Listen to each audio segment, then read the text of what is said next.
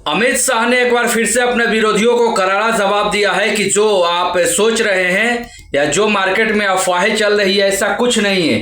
यानी सबसे पहला बात यह है कि उनके इस्तीफों के अमित शाह के इस्तीफा को लेकर पूरे देश में चर्चा चल रही है, हर कोने में चर्चा चल रही है और जहां भी आंदोलन हो रहा है लोग बोल रहे हैं कि अमित शाह इस्तीफा दो, क्योंकि बच्चे पे जो AK-47 यूज किया गया या उन पे गोलियां चलाई गई ये अमित शाह के आदेश पे ही होता है। आपको बता दें कि जो भी आदमी गृह मंत्री रहता है, हिंदुस्तान का जो भी आदमी गृह मंत्री रहता है, पूरा पुलिस प्रशासन और पूरा फोर्स उसके कंट्रोल में होता है और जब वो कोई आदेश देगा तभी देश में कुछ होता है। यानी सेना कुछ कर पाएगी या पुलिस कर पाएगी, बिना गृह मंत्री के आदेश के बिना कुछ नहीं होता है। तो जाहिर सी बात है कि इस समय देश के गृह मंत्री अमित शाह है और उनके हाथ में पूरी सिस्टम है, ब्यूरोक्रेसी उनके हाथ में है, पूरा पुलिस प्रशासन, चाहे आर्मी हो, नेवी हो, सेना हो, कोई भी हो, पुलिस, बिहार पुलिस हो या कोई भी XYZ कोई भी पुलिस हो, ये सारे कंट्रोल अमित शाह के हाथ में है।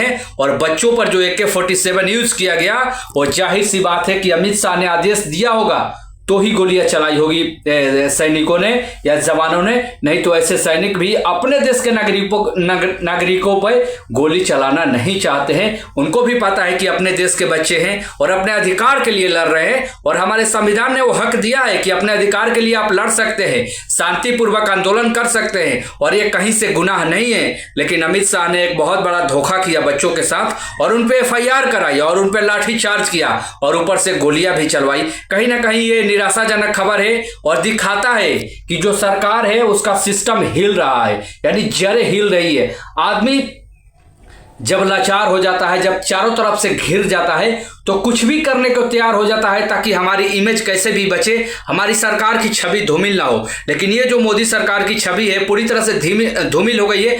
और एक और बात, आप तीसरे टर्म में आते हैं, लगातार 3 बार प्रधानमंत्री बनते हैं तो तीसरी बार आपकी जड़ें हिल जाती है। और आज के समय ये तो सोशल मीडिया का जमाना है, अगर एक बात बोलिएगा तो 4 खबर न्यूज वाले दिखाएंगे उसको बढ़ा चढ़ा कर, तो ये तो सोशल मीडिया का जमाना है। और तीसरा टर्म है, ये स्वाभाविक सी बात है कि आपका आलोचना होना तय है और आप हर मोर्चे पे विफल हुए हैं। जब से गृह मंत्री अमित शाह हुए हैं कितने सैनिक मारे गए, लेकिन अमित शाह का जवाबदेही कभी तय हुआ नहीं हुआ। इसलिए मैंने बोला कि आजाद भारत के इतिहास में सबसे फेलियर होम मिनिस्टर है, यानी गृह मंत्री है।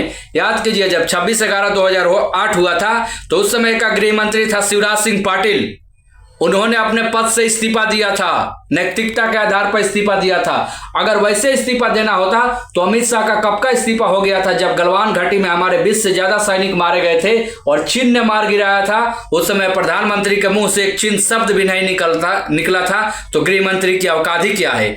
आपको क्या लगता है? अपनी राय जरूर दें और चैनल को सब्सक्राइब करें, लाइक करें, शेयर करें। मिलते हैं नेक्स्ट वीडियो के साथ।